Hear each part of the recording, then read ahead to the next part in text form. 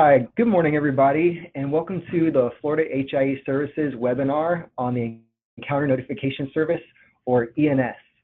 My name is Chris Wilkie, and I'm the Health IT Outreach Specialist for the Florida HIE. I'd like to thank everyone who's calling in or watching the webinar for joining us today. This webinar specifically is going to give you an overview of the Encounter Notification Service, how the service works, and some options for connecting to the service. You're going to get to hear from individuals who represent the policy side as well as the technical side of the service. Joining me from the Agency for Healthcare Administration is Suzanne Cryolu. Good morning, Suzanne. Can you tell us a little bit about your role with ENS? Sure. Hi, good morning, everyone. My name is Suzanne Cryolu, and I'm the ENS Program Coordinator. So I am here to help distribute funding to you all that we have available. So any questions you may have regarding it, you can direct it to me, and that will be what I'm speaking with you about today as well. All right. Thank you. Yeah, thanks, Suzanne. Also joining us on this morning's presentation is Evan Carter, Senior Director at Audacious Inquiry. Good morning, Evan. Thanks for joining us today. Can you tell us a little bit about yourself and your role with ENS at Audacious Inquiry? Yeah, sure. Thanks, Chris. Audacious Inquiry is the primary vendor for the Florida HIE, and as such, I'm the program director for all of our work with the ENS service and other Florida HIE functionality. All right, good deal. Thanks for being here again. And I just want to let everybody know that we are going to have a moment at the end to answer some questions. So you can either type those in and I'll check them at the end of the presentation, or you can use the raise hand function through the panel, the dashboard here, and I can unmute your line and you can just voice your question at the end. Well, without any further delay, let's get going. First, I wanted to start off by telling you a little bit about the Florida HIE itself. The Florida HIE was founded in 2011 and has been facilitating the secure exchange of health information through several services between healthcare providers, hospital systems, and payers. The Florida HIE Services offers three distinct services: the direct messaging service, which is a secure HIPAA-compliant email service, and this service is also Direct Trust accredited. We also offer the State Gateway, which is a way to query clinical documentation for a specific patient across the eHealth Exchange and care quality through the State Gateway. It's a federated exchange and does not have a central data repository. And lastly, the reason we're all here today is the Encounter Notification Service. The Encounter Notification Service offers real-time hospital encounter notifications for your patients. This is specific to inpatient and emergency department admits and discharges. The Agency for Healthcare Administration, you'll see the logo here on the right side. They govern the Florida HIE by setting policy, convening stakeholders, and provide insight in engaging our federal partners. Audacious Inquiry contributes innovative technology and strategic insight, as well as manages the day-to-day operations of the Florida HIE. Next, we'll start with a brief overview of ENS. As I said, ENS is a service that routes encounter data from participating hospitals to subscribing organizations such as ambulatory practices, hospitals, ACOs, and health plans, just to name a few.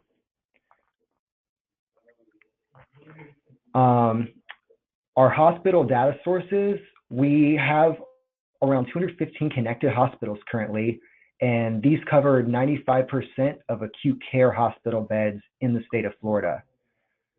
We have real-time data feeds with our data sources, which cover inpatient and emergency admits and discharges, and also transfers. If you'd like to see a complete list of the participating hospitals in Florida, you can check out our website at www.florida-hie.com. Just a couple more quick facts about the Encounter Notification Service. Currently, we have 65 subscribing organizations This ranges from health plans, accountable care organizations, primary care practices, and hospices. We have 8 million lives covered currently, with 600,000 alerts delivered per month. Since the service started in 2015, there have been over 10 million alerts sent out. And at this point, I'm going to hand it over to Evan Carter, who's going to go into more of the technical aspect of the service and how it works. Evan, you're good to go. All right, thanks, Chris. So how ENS works is really it's fundamentally based on matching lists of patients that our subscribers submit to us with that inbound hospital data we're getting from over 215 hospitals in the state. And it's really it's not to get too technical into patient matching, but it's a probabilistic patient demographic based matching algorithm that we use. Specifically, it's a IBM Initiate MDM product that is the backbone of our matching. But effectively, what we do is all of our subscribers submit to us a list of the patients they want to subscribe to, and this is simply a CSV file, very straightforward. And we just need name, date of birth, gender, address, phone number, things of that nature. And what we do is as we get tens of thousands of ADTs coming into the system from all our data source hospitals, we compare the patient demographics in those hospital ADTs with all 8+ million people that are subscribed to and the demographics we have loaded on those patients. And so a lot of comparison going on in real time, a lot of fast processing. But if the algorithm determines that there's a match between the patient articulated in a hospital ADT message and the patient listed in a subscribers panel, then we know that that's a notification that needs to be generated. We then forward that ADT through the MPI into ENS, and we will package up that ADT into a notification based on the subscriber's preferences, which is highly configurable based on the format. Somebody wants to receive that notification saying somebody was in the hospital, the endpoint, where we send it, how frequently we send it, all of that highly configurable. And that's the last piece of the puzzle, is really packaging that notification and sending it out in accordance with the subscriber's preferences. Next slide, please. So that is at a high level how ENS works. We have been operating the service. The service has been in statewide deployment really since about 2014, 2015, that time frame. So we've had some, we've been lucky to work with some great subscribers who've been using the service for a very long time and who have put a lot of resources into quantifying the ROI of their involvement with ENS, which is not an easy thing to do. So we're very lucky to have partners who've done that and helped share it with us. And really, when you think about ENS from a care coordination, cost saving standpoint, we've really proven that there's 3 high level criteria in which folks are repeatedly and consistently seeing the same types of benefits on and again in a very quantifiable objective sense. The first is getting better data, quite simply.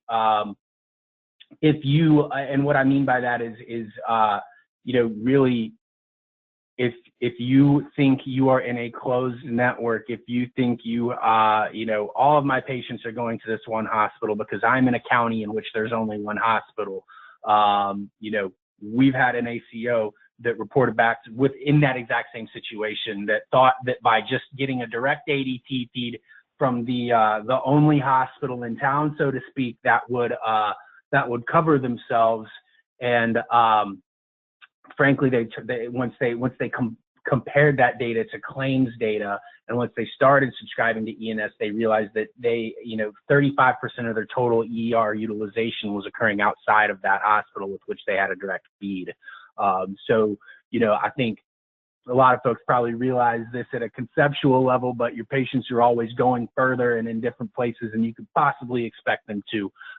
So having that true statewide coverage is really beneficial for ENS. Another thing in terms of getting better data, so to speak, is that oftentimes, you may be tracking a patient population that's somewhat transient, or folks for whom you have just frankly outdated contact information. And what we found historically, what we do, let me clarify, is if a patient gives a different phone number at the time of hospitalization than what you have on file, we will give you back that new phone number in the context of your notification that the patient provided at admission in the hospital, and therefore we're able to get you up to the moment new contact information for your patient. So that was kind of a something we didn't originally anticipate being a significant benefit of ENS, but it's something that our early adopting organizations came back to us and said right away, hey, our touch rates are much better through this data just by getting more up-to-date phone numbers and things of that nature. So that's another thing in terms of getting better data on your members, your patients, that you may not traditionally think of in this context. The next category, so to speak, is increasing post-discharge follow-up care. Presumably, everybody's familiar with transitional care management CPT codes that Medicare that CMS has authorized. Obviously, if you're not aware, they provide an opportunity at an increased reimbursement rate for post-discharge follow-up care if the patient's contacted in a given time frame and actually seen in the PCP office in another given time frame and no subsequent readmits occur. Very frankly, those time frames are very small in terms of when you need to reach out to that patient post-discharge and when you need to get them in the office, and it is I don't know how someone would do that, take full advantage of that without some sort of a real-time notification system to let them know when those discharges are occurring.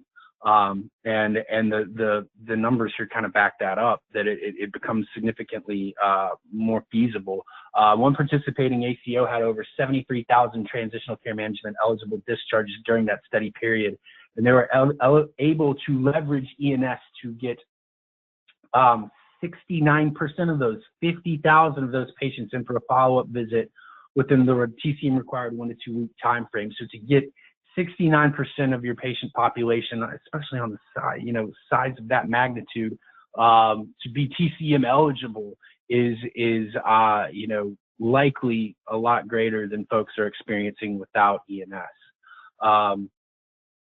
And then obviously, well, not obviously, but the idea of care coordination is, of course, once you increase that post-discharge follow-up care, you're going to reduce avoidable readmissions. Those things should be, one and the same. Another participating ACO actually saw a 40% reduction in readmissions per quarter during the first year of subscribing to ENS.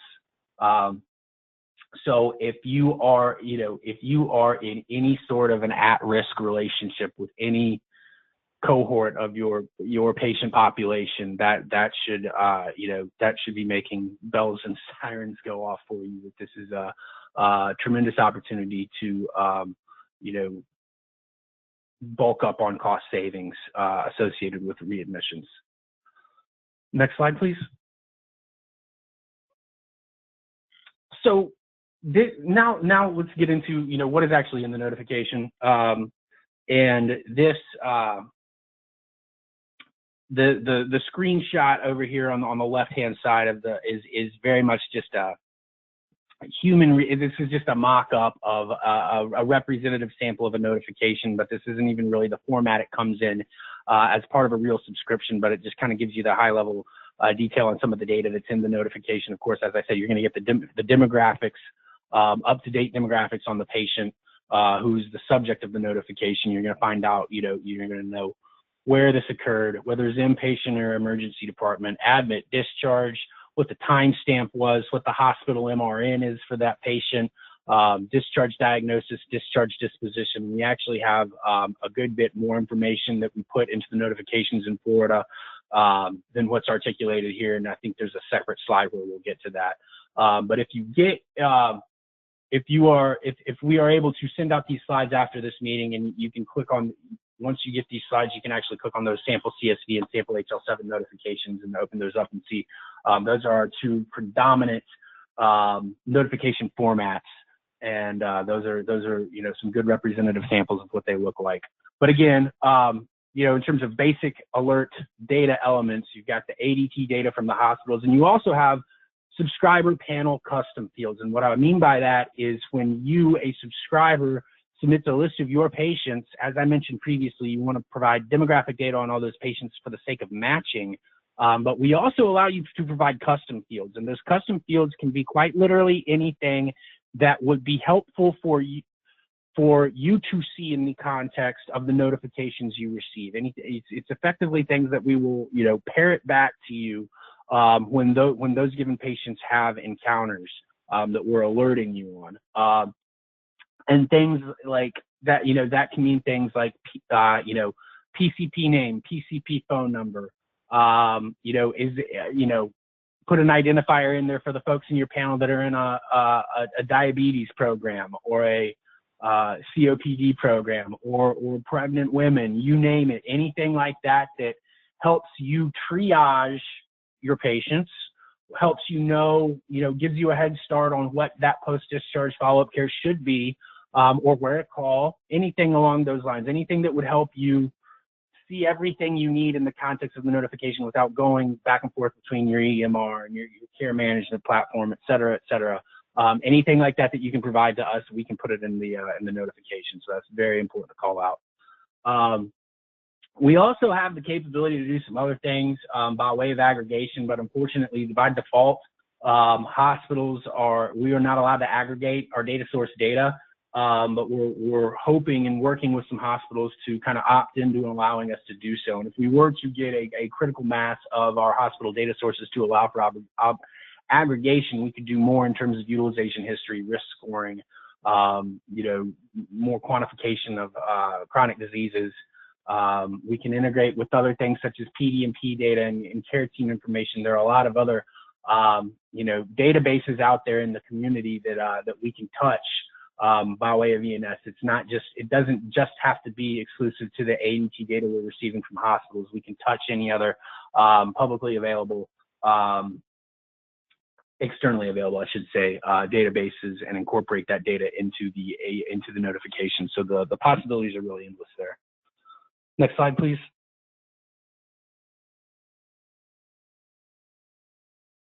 So again, these first couple bullets just kind of reiterate or gives a little more detail into what our more commonplace, our most common, most popular configuration options are. Really, in terms of frequency, there's two options. You can get your notifications in real time, and when we say real time, we mean you know, we can get them out in up to 60 seconds after the encounter is actually entered in the hospital registration department. You know, we receive these ADTs in real time, and as the notifications occur, we are sending them out in real time, one by one, individual files. They will go out as they are received and as the notifications are created. The alternative to that is batch delivery. We can do once daily or twice daily summary files, and it's really, you know, you can pick the time of day in which the notifications go out. It's very open-ended if you don't, you know, if you're not looking to handle these things in real time, you don't perhaps have the bandwidth to handle these things on a one-by-one basis, then batch delivery may be the better option.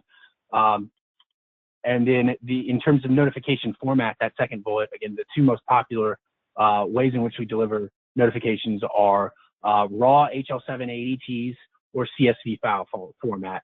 And they kind of map to that first bullet in terms of frequency, in the sense that generally folks get raw HL7 ADTs in real time.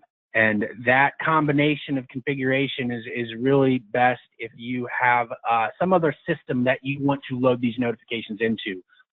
If you've got an EMR you want to view these in, if you've got a care management platform or some other vendor with whom you're working that you already know the UI, it's already in your workflow, you just want to get these notifications from us in a structured fashion so that you can load it into some other system, that's great. We've done it many, many times over. And that's generally when that generally becomes a real-time HL7 subscription. The alternative to that is a CSV file, and that maps more logically to batch delivery, and those are generally more human readable. It is very much just looking at your entire day's worth of notifications in a CSV file. You can sort, you can copy, paste, do whatever you want. So that's more of a manual approach. And having said that, let me clarify, we can do both. There's no additional charge. One subscription is one subscription. One list of patients that you're subscribing to is how we look at a subscription. You can have a real-time HL7 feed. You can have a batch CSV feed in parallel. You can even go get a batch HL7 feed as well. We can do as many of those as you'd like, as many as makes sense, and it's very simple for us. We can change them. We can create new configurations once we're working with you as a subscriber. That's no problem. Again, delivery mechanisms, we can send these to you via direct addresses. If you have, you can either obtain direct addresses through the Florida HIE's direct vendor, which is Impriva, or if your organization has your own direct addresses, our vendor, our service is HIE Trust accredited, so we should have no trouble interoperating with any in-house direct vendors you have. So we can send notifications via direct. We also can just push the notifications to an SFTP site, and that can be an SFTP site that your organization hosts, your vendor hosts, or we host on your behalf. Whatever is easiest. And really, frankly, that is generally the quickest to go live, if that's of relevance to you all. Last but certainly not least, we have a web-based user interface that we have developed called our Prompt website. And that Prompt website is really a product of user feedback we received from our customers who've been using direct or using SFTP for a long time, and so what Prompt is able to do is provide you an easy website to log into where the notifications are more interactive. You can mark them as in progress or completed in terms of you're conducting a follow-up, post-discharge follow-up care. You can sort them and filter them based on any of the data within the ADT. You only want to see notifications from a given hospital. You only want to see notifications for chest pain. You name it. You only want to see notifications for a given PCP because you put that in the custom panel. I could go on and on. I won't, but those are some of the things that you can filter on based on prompts. And Prompt also gives you a little bit more context in terms of prior notifications you may have received on that patient. So again, we can do one, we can do two, we can do all three. It is entirely up to you what makes most sense in terms of the subscription configuration. And as the final bullet states, you can change it at any time. It's no problem. Once you have our service desk email, you can make tweaks to your configuration, add another Prompt account holder, add another direct address, whatever you'd like to do. We pride ourselves on being real flexible and really responsive to that. So here's the as I said previously, there's more in the Florida notifications than what was in that previous slide, and here's a better idea of what's coming through in our notifications through the Florida HIE. Of course, name, gender, date of birth, address, phone number. We spoke about that. MRN at the hospital, insurance company, insurance ID. We actually we try to use that insurance ID to actually enhance the matching algorithm as another potential identifier. So that was Florida's the first place where we've ever done that before. Again, event, is it an admit, discharge, transfer? Patient class, is it emergency or inpatient? Date and the time, the facility.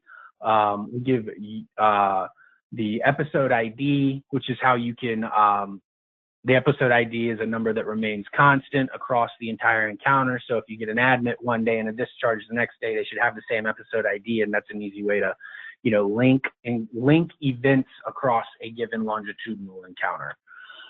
You'll also get patient complaint, attending physician, diagnosis description, diagnosis code, discharge disposition, and death indicator. Those are the primary data points that we pass through when we receive them. It's important to clarify, the HIE, we do no manipulation of the hospital data. We do not necessarily do any mapping in-house. We don't move things around. We don't make any interpretations on any of this data. We pass through what the hospital is providing to us. So there's, we don't believe it's our place to be manipulators of data. We are purely a conduit. That's kind of a fundamental belief that we operate under. Next slide, please. So these are just some screenshots of some of those endpoint options that I mentioned previously.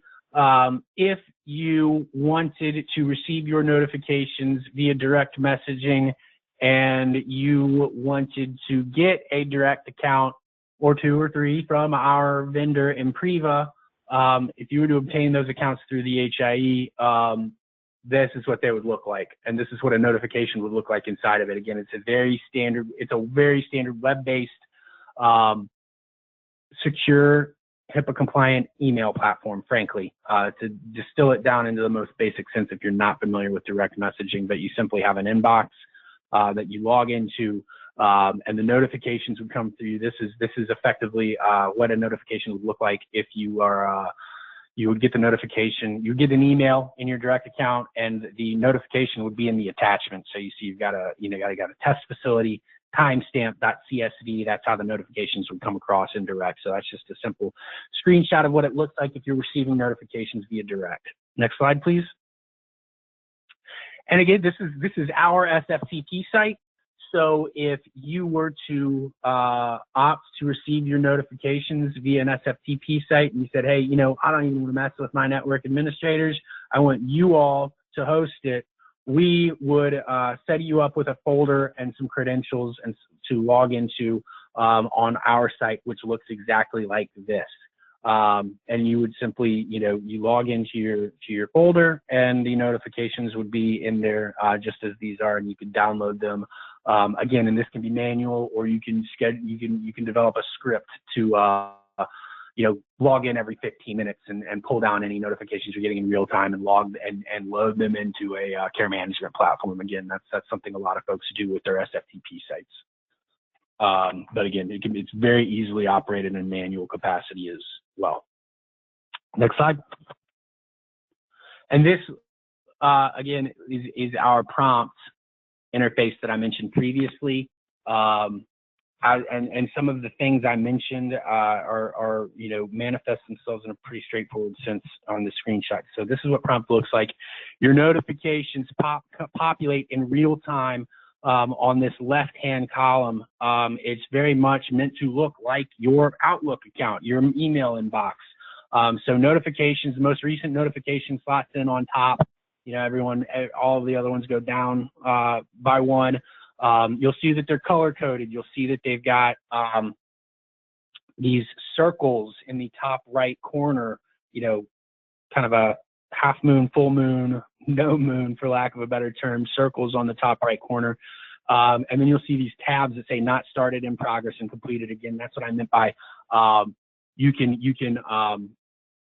change the status of the patient and the notification based on where they are in your post-discharge care coordination workflow.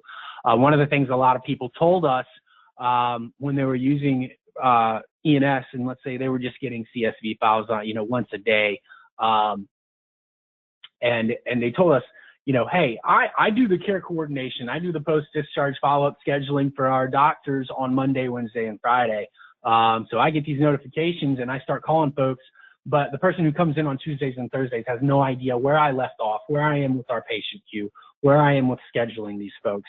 And so that's why we implemented this this kind of, you know, status differentiation, so that folks, and it's obviously it populates across accounts. So if you, a provider practice, have 3 people who do scheduling and all 3 get an account to your panel, you know, what status Terry Burke is going to stay the same across all 3 of those accounts for those 3 schedulers. And then you actually see a status log here at towards the bottom of the middle of the screenshot, and that status log will tell you which individual one of those schedulers changed the status for that patient and at what time. So it gives you an audit log of who's interacting with that patient and when. The new version of Prompt, which is going to be out in really a couple of weeks now, is going to have also a notes entry section here to complement the status log. Again, shareable across multiple accounts, wherein you can actually type in and say, you know, I called this phone number. They said the patient is staying at their grandmother's, or I called this phone number. The patient says they don't have a ride to get into the office. We'll need to call them an Uber, what have you. Free text entry to, again, facilitate more collaborative care coordination amongst your care team within your organization. Additionally, I'm going to try to power through the whole music, or should I? Oh, looks like we got it. Okay. Additionally, you can see here in the top, it says add filters. That's where there's a drop down and you can actually filter by, you know, the facility where the notifications originated. You can, you know, filter by diagnosis codes, things, you know, anything that you want to see a specific cohort of patients for reporting or some specific follow-up processes, you can do that there. Lastly, if you go down to the bottom, you see event history, and this is going to give you a summary of the encounters that you've received in the past for this patient. So, and then you also see this number of IP visits and ER visits. So these things are intended to help you triage the, you know, the outreach to this patient and identify high utilizers very quickly. As we all know, those are folks who are, you know, possibly more predisposed to avoidable readmissions and need the more stringent post-discharge follow-up care. So we want to make it as easy as possible for you to identify who those folks are. Next slide, please. Again, this touches on some of the coming enhancements to specifically that prompt user interface. We've got a census view, which is what you see a screenshot of here on the right-hand side of the slide. What we, you know, we are again very much user feedback driven in all of our enhancements. And so I kind of gave you an overview of what folks said to us with regards to direct accounts, in regards to SFTP sites that led to the development of prompts in the first place. Well, what folks started telling us when they used prompts was, hey, this is great. I would also like some way to see where all of my patients are at once. I just want a snapshot of everybody that's in the hospital that I can look at the start of the day and know what I've got to deal with on a you know, follow-up care basis. And so that's where this census view was developed. And you see census view it's an interface in which you have 3 columns, and column 1 is currently hospitalized patients. So that's going to be your folks who are currently in the middle of inpatient encounters. Then you got the second column, which is patients currently in the ED, self-explanatory. And then you got recently discharged patients. So that you can see, again, who's in an inpatient setting, who's in an ED setting, and who's recently discharged that I need to go jump on real quick to schedule that follow-up care. It gives you, you know, you get at a very high level the hospital, and the name of the patient, and you can click on those and expand, and it's going to give you more of that, you know, admit reason, more of the traditional ENS data points if you expand the view of those patients. You'll see here, this is obviously test data, and it all says 2 months. When it says the time frame, that's not realistic, obviously, but that is a running clock of when the admit occurred, or for the first 2 columns, when the inpatient admit occurred for the first column, when the ED registration occurred for the second column, and when the discharge occurred for the third column. So that tells you exactly how long somebody's been out of the hospital or been in the hospital. You know, to give you an idea of somebody's, you know, in there for longer than you may have otherwise thought. Again, I touched on notes entry. It's a free text details to share with the rest of your care team. And we've got manual encounter entry as well, which is going to enable us to broaden the scope of facilities who can act as data sources by manually generating an encounter to say, Evan Carter just checked into my facility. It's going to enable us to get more ambulatory data into the system alongside our acute data. Next slide, please.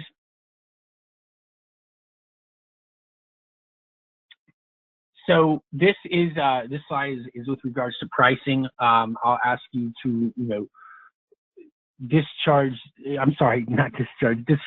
the top bullets per se, but those are highly the table at the bottom gives you a more holistic view of the pricing structure for all participant types. We have basically, as you can see in the user column, we have 3 different types of users that we've differentiated. The first of which is provider organizations acting as data sources. So those are our hospital systems. Those are the entities that are actually feeding us ADTs. And then the next tier is licensed providers, all other licensed providers. And then lastly, we have health plans and ACOs. And what you'll see as you look, to the right on these, the subscriptions are heavily discounted for providers, both data sources and otherwise. It's a tiered pricing model wherein you pay a certain, these are per person per year for who you're subscribed to. So you see you pay a certain per patient per year rate for the first 50,000 entities you subscribe to, and then it gets, there's a significant drop off in the per patient price for each additional individual you subscribe to above and beyond 50,000 IDs. And there's a minimum annual fee as well. Again, this is how we do the pricing. It is by the amount of people you subscribe to. It is not by the amount of prompt accounts you hold or the amount of, configuration changes you make, or, you want to get real time to an SFTP site, but batch to a direct messaging account. There's no additional cost with any of that. It is purely based on the amount of folks you're subscribed to. And it's billed quarterly. And with that, I think we can move on to the next slide. Thanks, Evan. That was a lot of good information on the technical details of the service, as well as some good use cases and examples of return on investment. At this point, I'm going to hand it over to Suzanne Criolu, our ENS coordinator, and we can talk about some ways to get connected to the service, as well as what the onboarding process looks like. I think someone has their phone. If you could mute it, everyone. There's someone talking. Which is 2.25 hours. That she left at 8:20. She starts at 8. Yeah. Oh yeah. If someone can mute their phone. There we go. I think we're back on. Hi everyone. So this is Suzanne Criolu again, and I'm just going to talk to you briefly about the funding we have to cover the cost of the ENS service. So the Centers for Medicare and Medicaid Services approved the agency's request for funding to cover the implementation costs for Medicaid providers to receive these hospital encounter notifications via ENS. So the funding is designed to allow Medicaid providers time to fully develop and implement the policies and workflow processes necessary to utilize the alerts.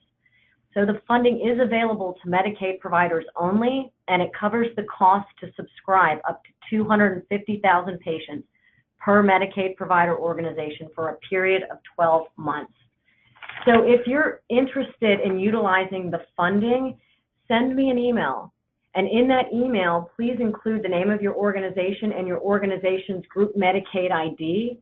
At that point, I will confirm that is an active Medicaid ID and give you that confirmation. That's about as hard as it is to get this funding, right? That'll confirm your eligibility.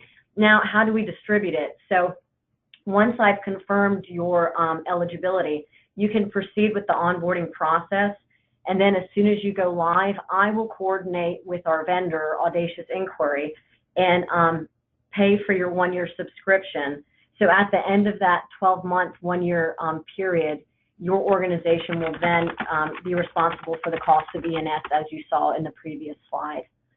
So that's basically our funding. It's that simple. The actual onboarding process is also relatively straightforward. You'll need to sign a subscription agreement, which you can find at our website.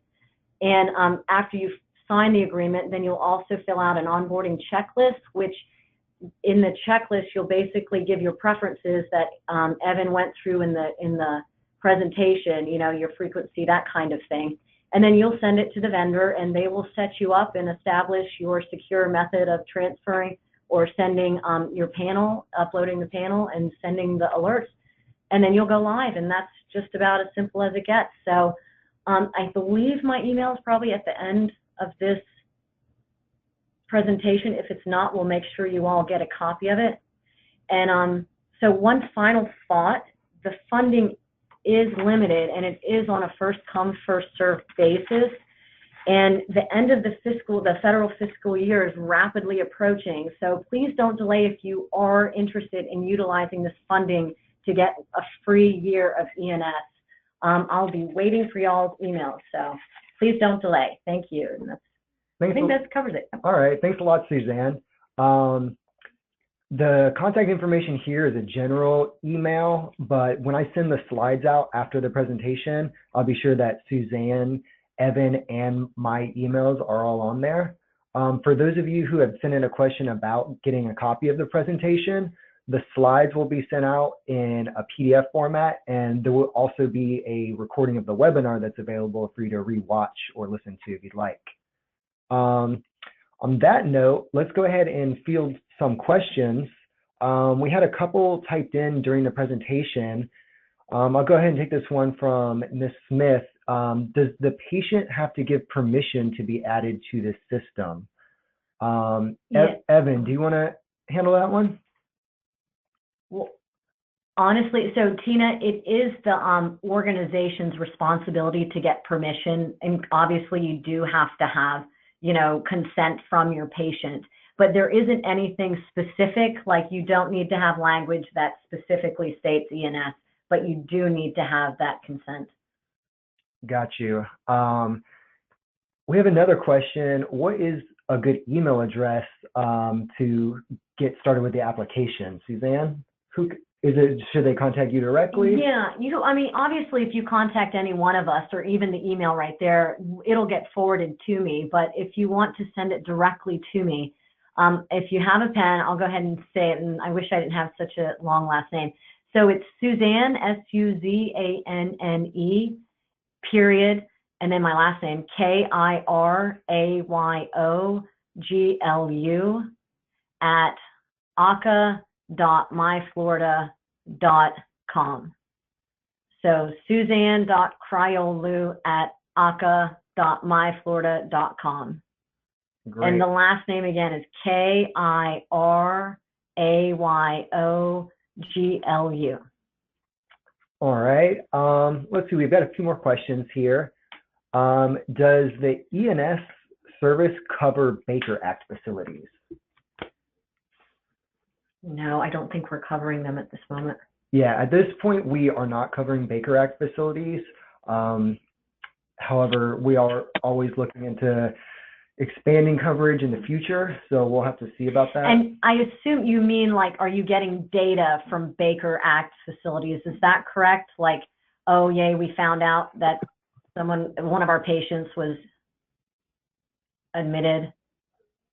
Okay, I think that was it. Yeah. Yeah, we don't have them as a data source. That is. Let's see. Someone would like us to speak to. Let's see. Oh, how often can a subscriber send a CSV file to ensure that new patients are added? I think right now. No more than every 2 weeks. Yeah, no more than every 2 weeks. This is Evan. I can answer that. It's generally monthly. we accept patient refreshes, refresh patient subscription lists on a monthly basis. And if you're not doing it, we'll ask you to do it on that interval. So we have as much interest as you all do in making sure that you're only subscribing to folks with whom you have an active relationship. So we ask that folks do that on a monthly basis. It can be as simple as generating an entirely new file. We can accommodate Delta files that say, here are our new patients, here are the ones we want to unsubscribe to, but generally speaking, it's easiest for folks to just submit an entirely new file, which we'll use to overwrite your previous month's file. I missed one now. Thanks, Evan. Let's see, we've got quite a few questions coming in here now. I want to make sure we get to everybody. Please speak to the outreach. I wonder if Evan can. Let's go to this one. Also, does the funding cover providers that serve managed Medicaid plans, for example, those with a limited or registered Medicaid number? Rebecca, what we require for eligibility for this funding is that the signatory, the entity that signs the agreement, must have an active Medicaid ID number. So I kind of hear what you're saying, like potentially there's Medicaid providers within an organization, but we actually need that organization to have that ID. So if I'm not answering this question very well, you're welcome to email me, and maybe we can discuss that at length more then. Okay. Let's see, are patients in observation status included? Evan, can you speak to this one? Yeah, I can. They're not presently included. There's a good answer, but it gets pretty far into the details of ADT messages in HL7. Long story short, there's really, I said there are emergency patients and inpatients, right? And there's they're identified by an I and an E, and there's a third category of patients, which is outpatient, and it's O. And observation patients get lumped into that as far as HL7 is concerned. So it's very difficult to extract observation patients from the entire array of other outpatient patient types as identified by HL7. So it's not something we currently do today, but we actually have developers working on that right now to identify other qualities or data points within those outpatient ADTs that would inherently indicate that it's an observation patient. So we're optimistic that at some point in the relatively near future, we will be able to parse out observations and deliver those as well. Thanks, Evan. And I think you can field this next question as well. Does this include tracking urgent care and hospital outpatient? We do not have any urgent care facilities signed up yet. But it certainly could. We really, as I kind of alluded to previously, every care setting has something that looks like an ADT message. Every care setting, every EMR has something that, identifies an encounter, that an encounter or an event has occurred for a given patient. So we can very much, we have elsewhere outside of Florida expanded ENS data sources to beyond just the acute care setting. We have not done so yet in Florida, but we are actively working on it. We're not necessarily targeting urgent care right off the bat, but it is, again, it's feasible. Where we're looking to expand first is into the skilled nursing and post-acute care space. So we're actively working very hard to incorporate skilled nursing post-acute facility encounter information into our data feeds as well. Once we do that, then you can talk about ambulatory facilities, urgent care facilities, ambulance rides, you name it. Literally any data source that, again, can provide, some sort of structured patient demographics on who they're working with, we can use it to match and then route it accordingly. So that's kind of the, in a nutshell, what our plans are in terms of incorporating additional data types beyond acute care. Thanks, Evan. Let's see, we've got a couple more questions here. Okay, Ronald, what was the percentage of hospital participation in Florida? Currently, we cover 95% of acute care beds throughout the state. Did we miss any? Let me take a look here and see if we've missed any. I'm also going to give anyone else a chance to type a question or raise your hand in the control panel. I see a hand raise by Ronald. I think we just answered your question, but I am going to unmute you real quick just to make sure. Hi there, Ronald. Did we answer your question? You did. Thank you very much. But I was typing another one. Dialysis providers of payment level, do they fall into the $22, the $30, or the $1.50 level? Thank you. So yeah, I can take that. So a dialysis provider would fall into that middle tier. Well, really, so they fall into that middle tier initially of all provider types that are not data sources, but dialysis providers are kind of just what I touched on. Dialysis providers are of great interest to other folks, given the, high acuity of those conditions and the amount of utilization that those patients obtain. Getting notifications from dialysis providers is of great interest too. From our hospital partners, our health plan partners, our ACO partners. They'd love to know when diabetic patients are getting dialysis care. And so we, as such, if dialysis facilities were interested in becoming data sources and have the capability to do so, there's an opportunity to then transition up to that first level of pricing as articulated on that slide. So you'd start out in the second row with an opportunity to integrate with the HIE more deeply and take advantage of that first row pricing. Thank you. All right. I think that's all our questions. I'll give just one more minute in case anybody wants to type one in or raise their hand. All right. I think that's everybody at this point. Once again, Suzanne and Evan, I'd like to thank you both for sharing your knowledge and information on the Encounter Notification Service.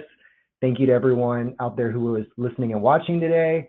And once again, I will send these slides out as well as a recording of the presentation, and you'll get the contact information for myself, Chris Wilkie, Suzanne Cryolu, and Evan Carter. On that note, have a great day, everybody, and thanks for joining.